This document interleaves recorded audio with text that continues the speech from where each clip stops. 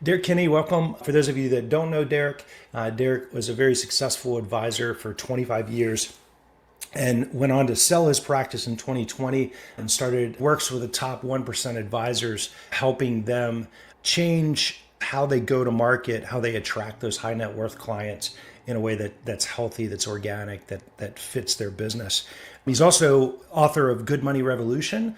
And if you haven't read that, it's a great book to pick up on the whole philosophy behind why you want to work and be successful in your practice and what you can do with that.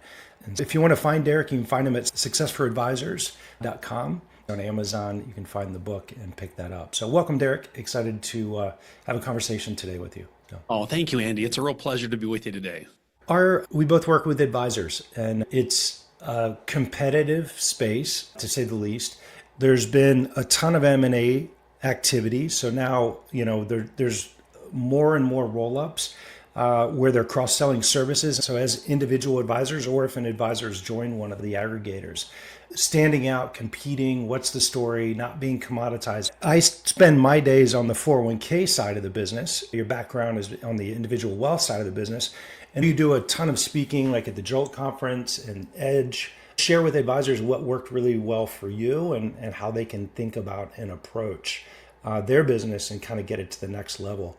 As you think about I know you talk a lot about referrals. A lot of our advisors that we speak with on the 401k side of things, it's somewhat untapped. They know that there's more referrals there. They're not sure exactly how to get to it in a comfortable way. I guess I'll say it that way.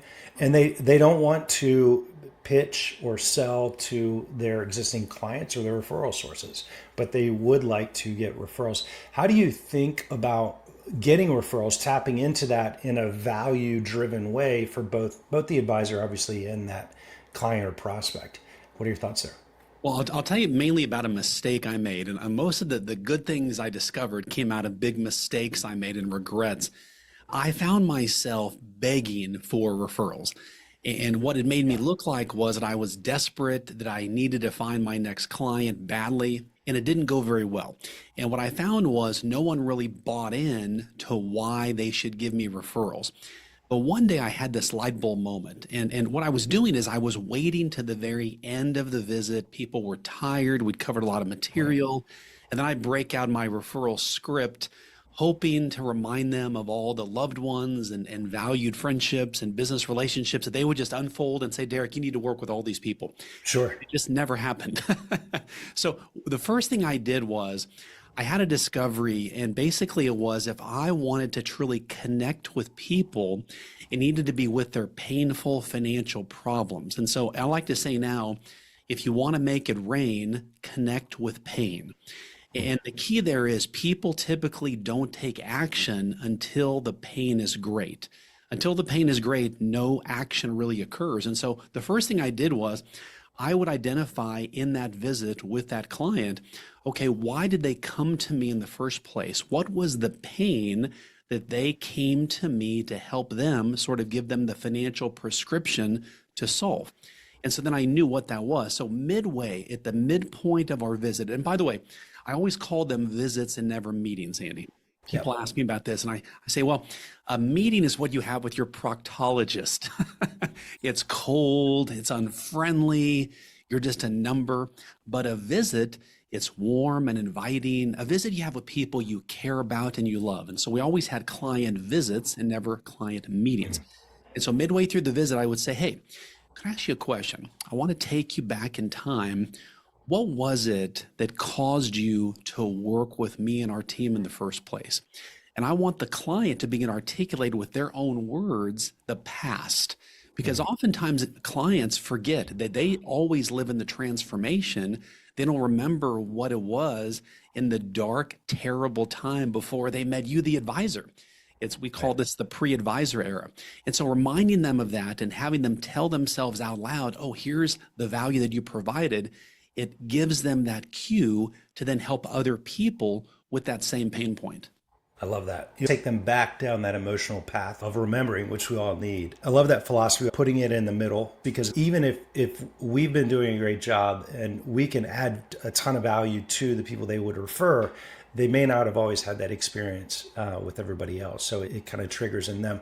But there's a book out there, 24/7 Mindset, and he talks about referrals and cataloging who the various service providers are within your own book, and then asking clients how are they doing for you on a scale of 1 to 10. In that exercise, you're able to uncover opportunities and make a referral. So I think there's a number of things inserting it in the middle of the conversation and taking a little bit different approach of taking them back down the emotional path, or starting to catalog and then be able to make referrals. Because one of the things I wrote down in preparation for our conversation here was it's need driven. And you alluded to this. It shouldn't be based on my need for a referral. It should be based on the need of my client or my prospect for the solution that we're able to bring to the table.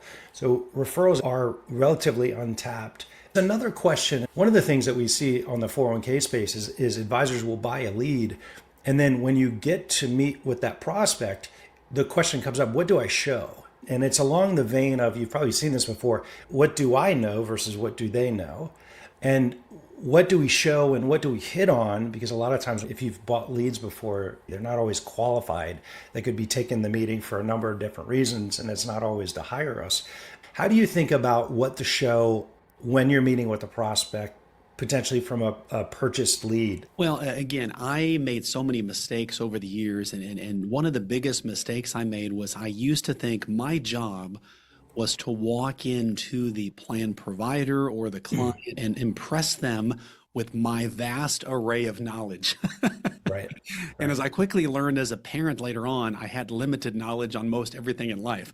And then I began to think, well, I'm going to sell based on my product and services, features, and benefits. That's going to wow them because that'll separate me from everybody else. And then I realized, well, within a few months, most other providers have the same features and benefits of everybody else. And so then there wasn't that differentiation at all. What I realized was everybody in the world has one thing in common. All of us every day are carrying a roller bag of luggage behind us. And as we're younger, that roller bag is light. It's filled with our hopes and our goals and our dreams, our aspirations. But as we get older, that roller bag gets weighed down by our fears and our problems and our pain and our worries. And deep inside all of us, in all aspects of our life, we want people to help make our luggage lighter. And what I realized was the real value that I could provide to people was not trying to sell them on my product or services, features or benefits or my vast knowledge, but could I help be a luggage lightener for them? And what that led me to believe then was everyone I come into contact with, my simple job is I am here to lighten your luggage. And the goal is how can I identify their pain points as quickly as possible? And how can I help address those pain points? Because for some people, it might be if you are a plan administrator and you have a board who supervises every decision you make, you don't want to look like an idiot. So one of your pain points is don't make me look like an idiot. That has nothing to do with returns. It has nothing to do with plan options. Just don't make me look like an idiot. And so then we have to look at from the humanist part of that, how do I help you not look like an idiot? And have there been instances with your current provider where you have looked like an idiot, which sounds so basic, but then I'm typing that out loud and that way they hear me articulating verbally their concerns, and I'm going down this list of all the pieces. And I do like to weave in the 1 to 10. So many people, when they communicate, we ask them, well, how do you feel about that? And what do you think about that? And it's like Googling the word the. There's no real clear differentiation and getting to a destination, if you will. But if you say on a scale of 1 to 10, how would you evaluate your comfort level with whatever the topic is on your current 401k? Well, it's about a 7. Okay. What would make it a 10? Well, now people can quantify easily with numbers what that looks like, because the goal is you want them to recognize for themselves the pain they're in. You know, Andy, I can't tell you as we're doing this podcast, Andy, I know you're in pain right now, and here's the pain you're in. And you're thinking, well, how does he know that? I'm not in pain at all. I have to ask the words to then pull out your words that describe to me how I can best bring you on as a client. Words truly equal wealth. Yeah, no, that's well said. I think one of the it's a pendulum, right? You have the warm relationships where you go in, there's no like and trust, and almost like we would with a doctor, we share everything and anything we can think of. We want to give them as much as possible to deal with the issue. And on the other end of the spectrum, somebody that doesn't know us, maybe it was introduction, the referral source wasn't that strong. So sometimes it's a game of how do we, in colder environment where they're not being very forthcoming, how do we break down walls? How do we get them to be willing to articulate and go through that exercise that you just went through of voicing what is that? It's a 7, so what would make it a 10, and how would that play out? What have you found to work there? Well, this is going to be counterintuitive to most sort of sales training that most people talk about, but I always like to come in with, look, I'm not sure if you need my help. I'm not sure Right. if you want my help. And having that say la vie type of approach that you almost don't care, it Right. actually endears people to you because it just releases down the pressure valve of the selling situation. What I will often tell people is, hey, I've got a crazy request for you. What would it take? I know this is going to sound crazy. Here, I'm the new person you're just meeting with. What would it take for me just to take over your entire 401k plan? And by the fact that you said this is a crazy request, well, when you say the word crazy, it's like a permission slip for you to say anything else you want after the word crazy. Right. Right. People think is they're going to ask me to buy the company or they're going to ask for my job, whatever it is. And what that does, it just frees up open levels of communication. And I often will talk about, I like to use the words comfortable and reasonable. So I will never ask someone, hey, Andy, what do you think about that? Because if I say, think about that, I'm inviting you, I'm almost demanding that you analytically observe this decision and find out the quantifiable number-ish ways to solve it. And that's going to lead to a long delayed process. But if I say to you, Andy, as we talk about this decision, how comfortable do you feel with it? Well, I feel fairly comfortable. So now we're talking comfortable, which is a range. Well, Andy, do you feel like that's a reasonable option? Yeah, it feels reasonable to me. Well, you may not get exactly what you want, but comfortable, reasonable gets you in the range verbally of being able to articulate, yeah, I'm actually good with this decision. And so the goal is you want to build rapport.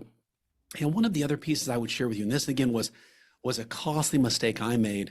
I always envisioned these one-on-one sales interactions as it's one and done. This is it. And what I learned, and that was because of the people measuring my success, my sales managers and these kind of people were always like, what was your Right. results? There was no result for, hey, I built a foundation of a good relationship. That was never a category anybody measured. That was really failure. If I didn't walk out of the room with something that said, you've got that person as a new customer, Derrick, you failed. Now, what I've learned is in the world of high tech, what's more important is high touch. People desperately want to feel understood and heard and seen and valued. And you'd be shocked, even the person who you might think has the lowest level of responsibility in the decision making process, most smart bosses these days include their feedback. So the moment I would pull into an office complex, the moment I was in the parking lot, that's when my interaction began. I would smile at everybody. If I popped in the restroom, I would say a greeting to somebody. If I'm in the hallway, the elevator, the moment I walk in the office, if it's the receptionist, whoever's there, hey, how you doing? I want them to feel like they're the CEO of every aspect because in many, many cases, this happened more times I can tell you. Oftentimes the person I saw in the hallway was the person I was meeting with. We just hadn't formally met and we would meet minutes later. So we already sort of met and had that great first impression already. So you're playing a game of minutes. You want to make sure every minute matters. That's a great point because I think understanding where they're coming from and what at the heart of their mindset is, if you will, and the need, and that sometimes in the B2B arena, it's going to be a little bit longer process. I mentioned the plan sponsor attitudes survey by Fidelity that found that over 60% of the reasons a plan sponsor will take a meeting It might be learning, new, making sure they're up to date, hearing new ideas and all those types of things. So building credibility, adding value, understanding where the gap is and helping them. It's not a one meeting close in the 401k space. One of your calling cards is your shirts. What's the branding? What's your thinking on that? Did that come about in a haphazard way, or is that on purpose? First of all, these are what are called Robert Graham shirts. Yeah. And they just, it's like wearing art. And so I just Okay. love these shirts. So when I was an advisor, I was an advisor for 25 years. I was a jacket, shirt, and tie guy. I wanted to be nicely dressed. Now, there were some advisors that would be the golf shirt people or this or that. And again, culturally and fashionably, things have changed over the years. But one of the principles that I believe is that I don't want people to have to burn brain cells to figure out what I'm doing. Like if they come into a financial advisor office, if I'm in a suit and a tie, will they be more accepting of that just initially and have initial credibility? Or will a golf shirt accomplish the same thing? Or if I'm in a golf shirt, will they wonder, why is he wearing a golf shirt? I am in the brain cell preservation game. I don't want anybody to burn any excess brain cells to figure out anything I'm doing or wearing or what my image is. And so what would happen is I always wear a pocket square, always wear a nice shirt. So when I sold my business and I began to do more national TV and podcasts and so forth, now what I do is for interviews like this, I'll put on a Robert Graham shirt, put the jacket on, the pocket square. But the goal is to be recognizable and people say, wow, Derrick, I really like your shirts. So that way you're memorable. And I believe Yeah. that memorable people make the most money. So whether you are, male, female, what are you wearing? What are you doing where there's something about you consistently that brands you? For example, many of the women that I'll coach, they like to have a certain handbag, or they might wear a brooch or something where it's distinguished, where people know, oh, you always wear the coolest shoes. And it sounds so simple, but you're memorable.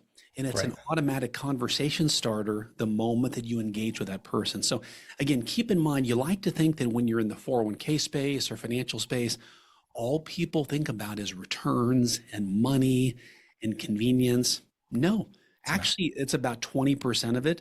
What they want is someone they like and know and trust that they're doing business with.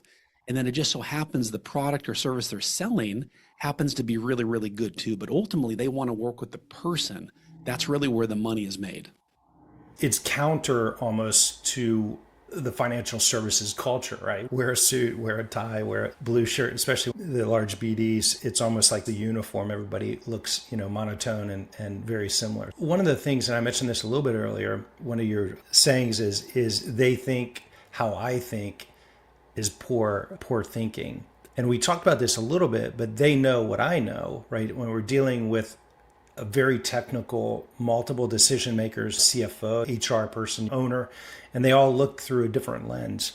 As the professional, you look at the 5,500, you do your research and you go in knowing a lot, assuming that they know what you know, and therefore what you're going to point out makes sense to them. How do you think about when you go in, you're prepared for the meeting, you've done your homework, you know things that are out of line or could be improved or might look a little bit different? How do you approach what you show? Well, it's important to confirm that what you believe are their concerns are the concerns they believe they have. I have observed so many situations just as a coach and a consultant. People will bring me in to say, hey, Derrick, our sales processes aren't working well. Can you just sit in as a consultant and observe?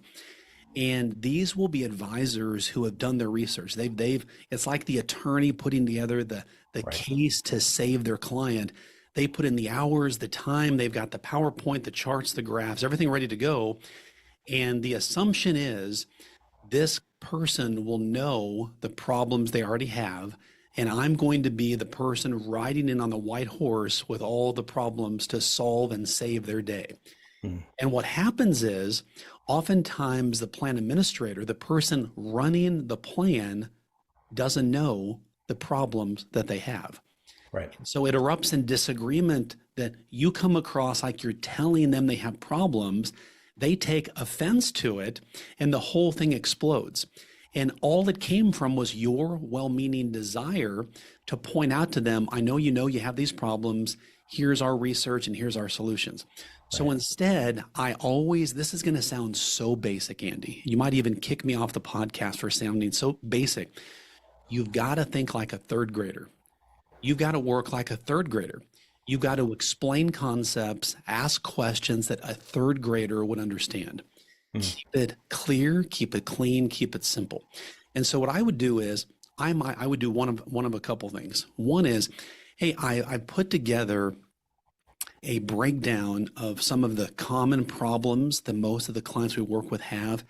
And actually, I did a little bit of a deeper dive on your plan and uncovered what I believe might be some problems. But first, before I share those with you, could you tell me what would be the greatest service I could provide and our team could provide for you? Okay. We want to start at the very tip of the iceberg here and begin to work down and let them tell you, because they might say, I don't think we have any problems at all. Okay.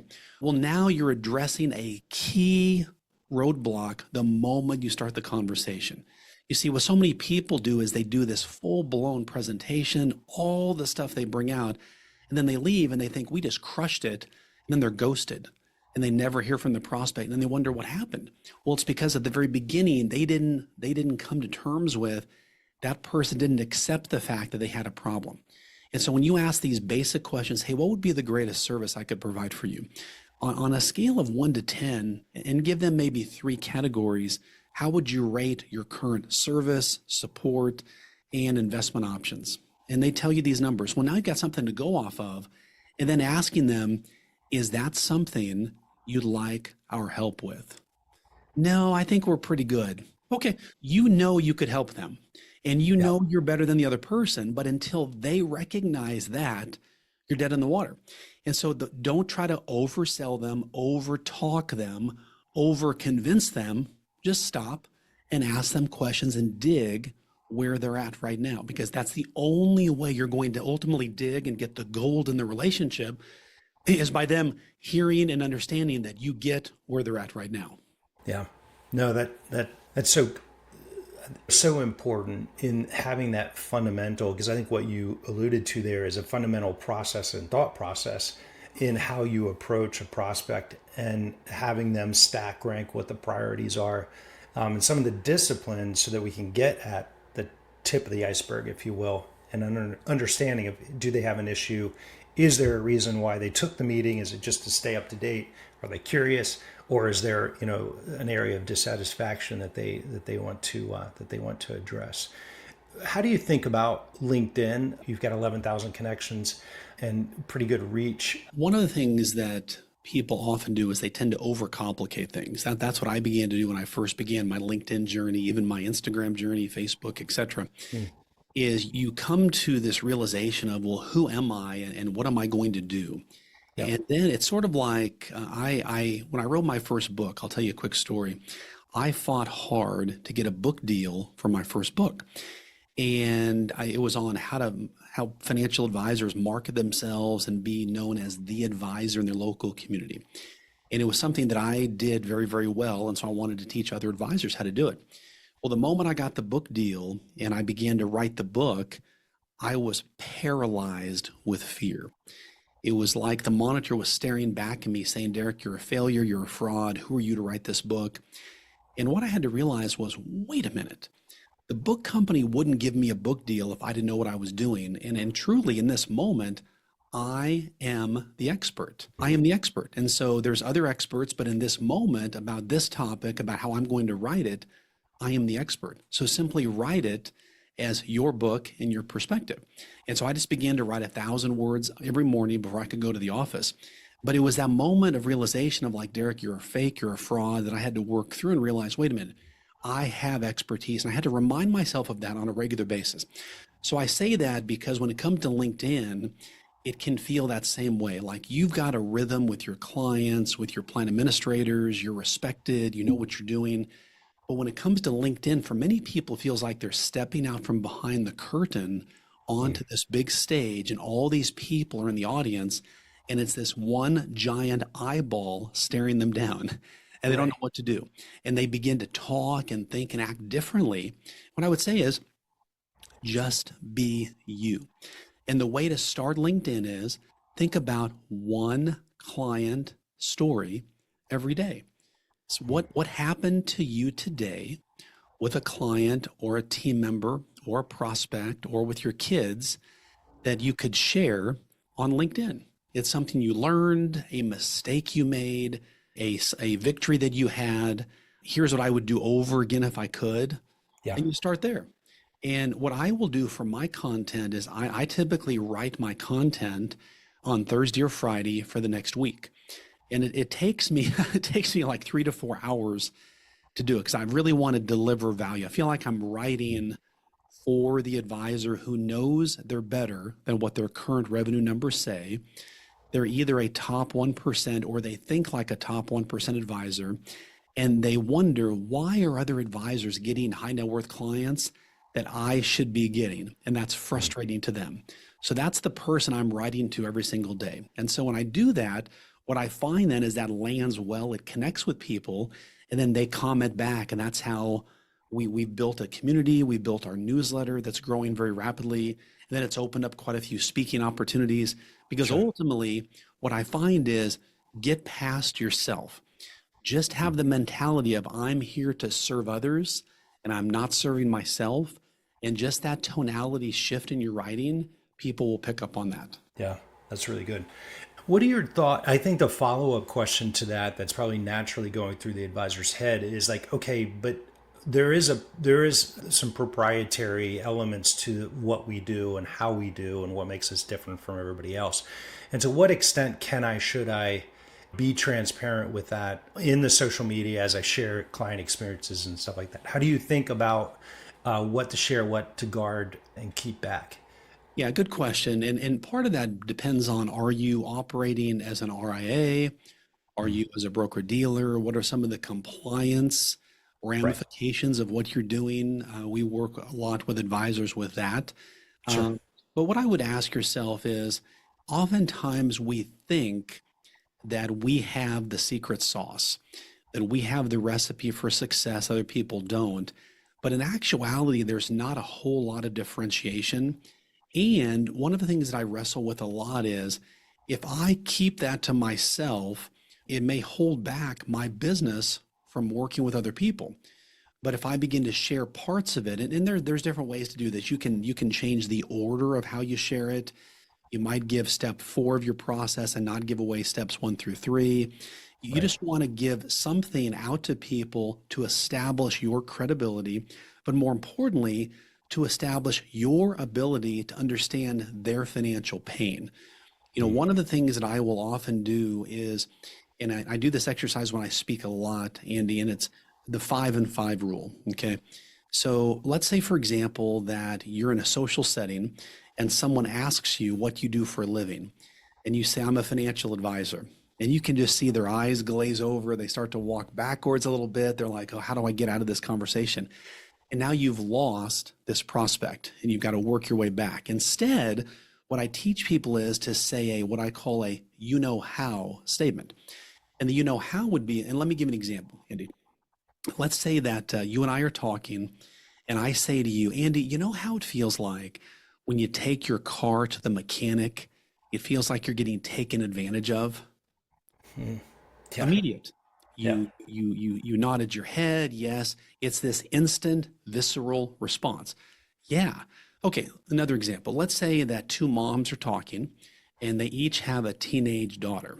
And the one mom says to the other mom, hey, you know how it feels like when you talk to your daughter, what you say goes in one ear and right out the other? How Right. would the mom respond? Yeah. Exactly.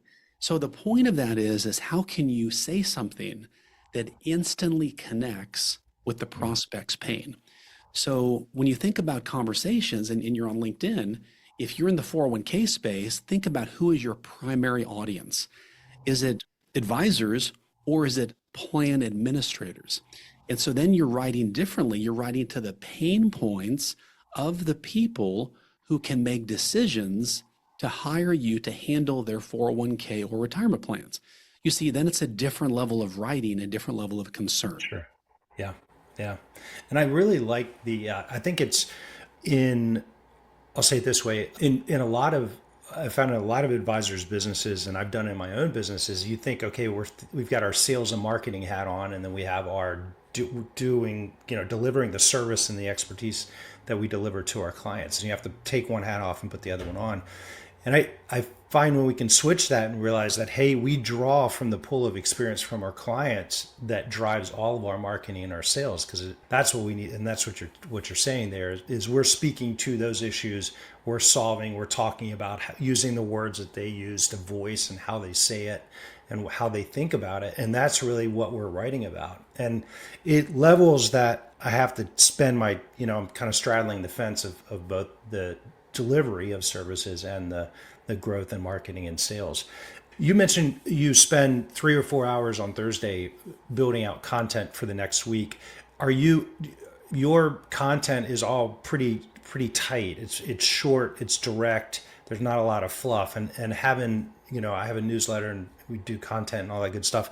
I know it never starts with that, right? It starts with the much longer form that then eventually gets whittled down and clarity is brought to the surface and all of that. What's your process when that 3 or 4 hours? Do you start long form? How do you think about that Thursday exercise? Yeah, so there's a style I like to write in, and it's formed from poetry, but it's called broetry. It's just a slang term. And basically, you'll see a lot of writing where there's the chunky paragraphs. Right. It requires a lot of focus to read it. The style I've adopted is just one line, one sentences. So you want to enhance readability and you want to try to engage people with a story quickly. So the basic format of how I do LinkedIn is, first of all, the hook is very, very important. And so you want to say something in the first line. As an example might be, I can't believe I'm about to share this with you, period. Well, now you're like, well, what's he going to share? Or here's a lesson I wish someone would have told me when I was 20. That's interesting. Hey, here's my top 5 mistakes I've made this past week and how I hope to not repeat them next week. Well, see, those are interesting things. Right. So when you can bring people into something that says, okay, this is going to give me value, but it's also intriguing, that will cause them to read the post. Then what I think about too is I'm always evaluating kind of formulaically, am I talking too much jargon? Ultimately, you want to be you. The best and most liked and interacted with LinkedIn posts are ones that show this real person with a real struggle, working really hard, doing real stuff. Yeah. And then you feel like you know them and like them. But one of the other pieces of this is the art of reciprocal commenting. And it's something I'm working on, but as I do more and more LinkedIn research, one of the best ways to connect with people on LinkedIn, of course, there's the cold DMs and there's the I'm going to reach out to you. But if you see someone who you'd like to work with, start to comment on their posts because people like to have people comment on their posts and interact with them. Well, suddenly now you'll start to see them liking your post and you see them commenting on your post. Well, now you sort of have a conversation started that now you have permission and you've earned the right to then do a DM and say, hey, really like your content and could we do a 15-minute Zoom? I've got a crazy idea I want to run by you. And that might be, hey, I know you probably have a plan provider you're happy with, but would love to provide some additional details as to why we might be somebody you may want to think about.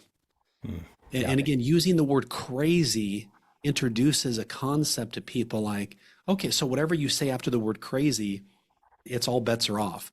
As Right. opposed to, hey, I want to talk to you about maybe taking over your plan. Well, that's not exciting about, hey, I've got a crazy idea. They might tell you no, but at least they respect the fact that you said, yeah, that is a pretty crazy idea. But the goal is you've developed a relationship and rapport because that person probably knows someone at their HR convention they go to every year.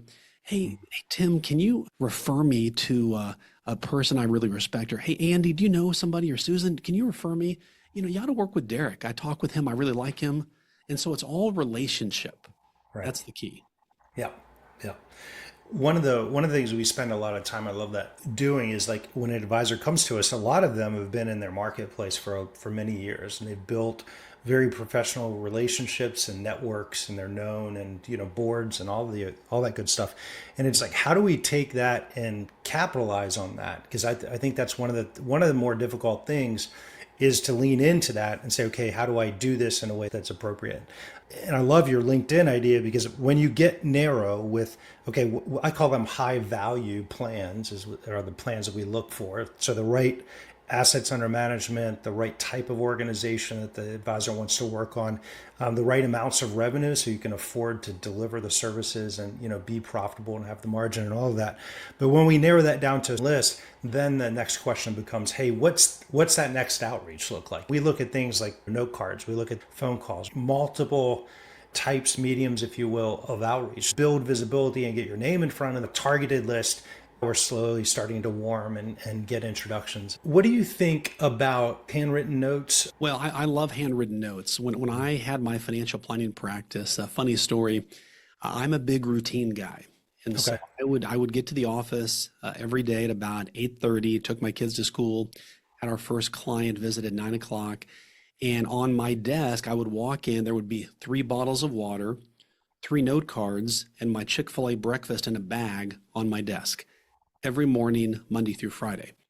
And then lunch, a Chick-fil-A salad would appear right about noon on my desk. The point of all that was I had routines of things I did the same thing every single day. But the 3 note cards was valuable because I wouldn't allow myself to type on the keyboard until I wrote my 3 notes.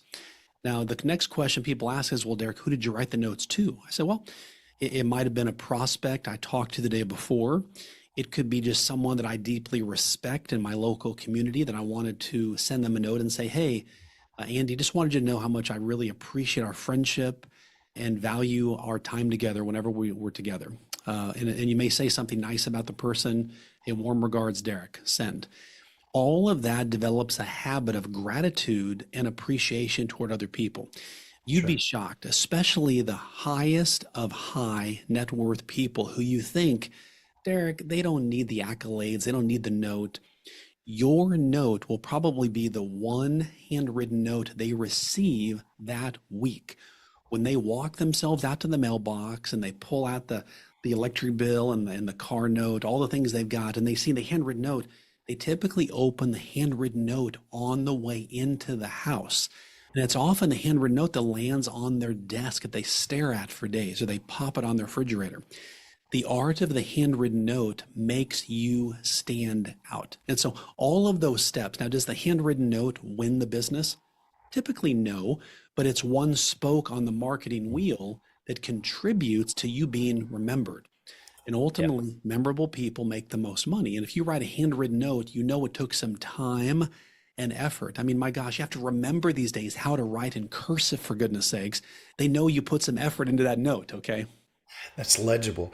Um, no, I love that. We talk about in the mastermind, we talk about the 4% activities, and the way that we get to 4% is, I find 20% drives 80% of the results. And the 20%, arguably, and you mentioned the discipline of, you had a set routine on a daily basis. 20% of 20% is 4%. And in my mind, and a lot of the advisors we work with, the 20% is too long of a list. So what we end up doing is we do a lot of things frantically, but we do nothing long enough or consistently enough to yield the results. So nothing really works for us, and we're sitting on this network, that arguably should generate business. How do you think about whittling down? And I think it's not adding or coming up with, I think it's whittling down the list to those core disciplines. How do you think about focusing the time? You mentioned a couple of things there, by you don't touch the keyboard until you wrote your notes. I know that's in your past life. How do you think about removing as opposed to adding, and getting down to that core few activities that you do on a daily basis, what we call the 4%? Yeah, I like that 4% number because it keeps it simple. And Yeah. what I find is, when they do research on the top highest net worth people, they did a day in the life of Jeff Bezos for like a week one time, and they reviewed basically what his day consisted of was making about 3 to 4 major decisions every day. That was his job. He wasn't pushing paper, wasn't filing, wasn't throwing the trash away, wasn't, sending Right. an email out. He was making the large strategic decisions. And so the lesson I took from that was asking yourself, what is the highest, most dollar productive use of my time? Okay. Now, do all the things need to be done? Yes.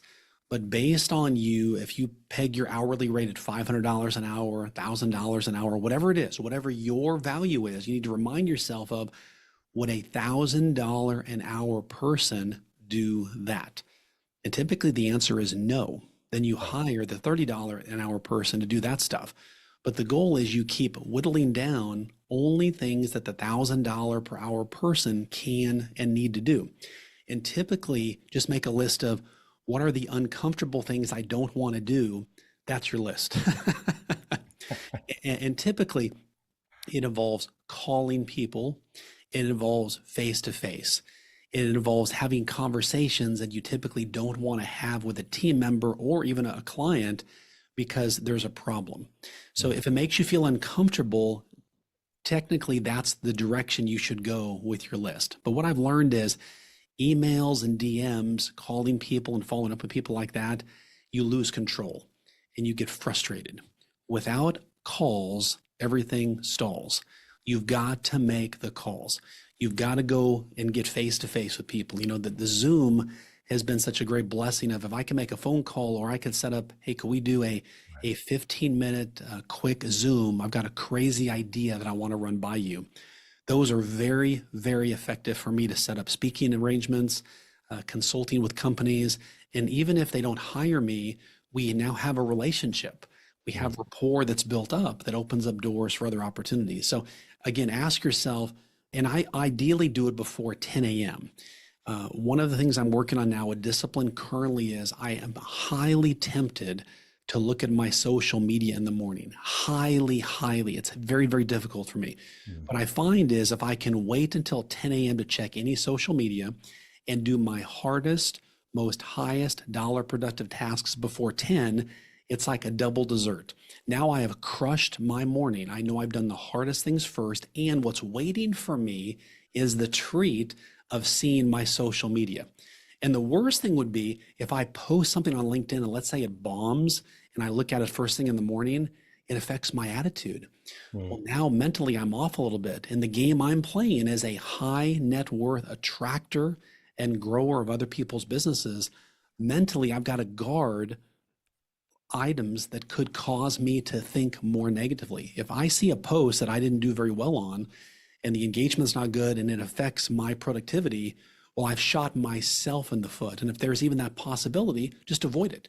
Don't look at anything till 10 a.m. Do the hardest stuff before 10 a.m.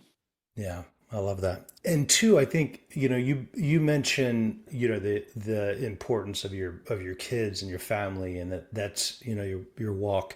That's the priority in all this.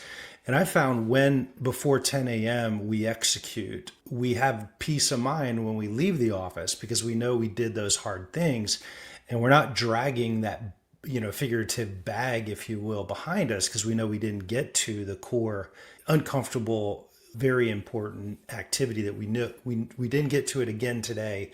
We need to, and that just stays with us. So it allows us to free up mentally that an emotional space to be present with other things and not just be thinking about, oh shoot, dragging that into our evening.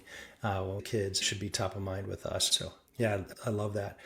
And I would argue that there's no effective way to grow. I was looking at my notes here to grow the business quickly. It's all about speed without doing uncomfortable things. And that's probably one of the character traits that I've noticed working with advisors, a lot of very talented advisors, is they'll have figured out what their plan is. They'll figure out how they're going to track it and they'll score themselves on it. So there's key elements to it. It's not just haphazard activity. There's very specific things. And then they'll stick with that plan over a period of time and continue to work it. So I think those are so critical. I've enjoyed the conversation. There's a lot more we could get into, Derrick. I appreciate your thoughts and being a guest on the podcast. If somebody wants to find you, they can go to successforadvisors.com. I know you have a free guide there, and they can sign up for the newsletter. And then obviously pick up the book, Good Money Revolution. Can you give me a quick overview of Good Money Revolution? How do you introduce that to somebody, that hasn't heard of it, and what is it about? Why did you write it? Yeah, I wrote it a couple years ago, and it came out of working with clients who wanted to make more money, but culture was telling them that making more money was bad. That Mm-hmm. if you want to make a lot of money, you want to be a multimillionaire, that you should be instead sharing that with everybody else. If you have enough money for yourself, give the rest away. And also, people would talk about look at the top CEOs, Jeff Bezos, Bill Gates, Elon Musk, all these people, they're too rich. They obviously have held people back to get all of their wealth. And so all of these things raised questions that clients would ask me.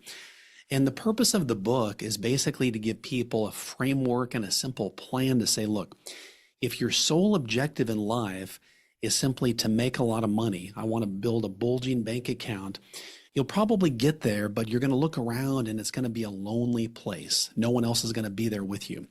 But instead, if you can tie a cause to your cash and purpose to your profits and meaning to your money, now you're adding significance to what you're doing. So what I tell people is, and there was a local business person that came into my office. He was just feeling overwhelmed. He said, Derrick, I just don't feel like I want to be in business anymore. And I asked him about a cause he cared about. And he shared with me this village that he and his family saw overseas. And I said, hey, what if you said, I'm going to take a percentage of my profits and we're going to try to build that school for them? Well, it reinvigorated and remotivated him.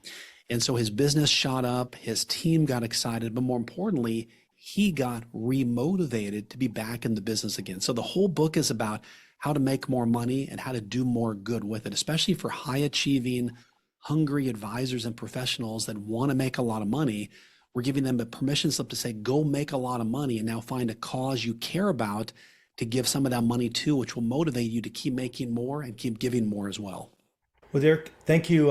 Thanks for the time today. Enjoyed it. Look forward to having more conversations. So, Been a pleasure. Thanks for having me, Andy.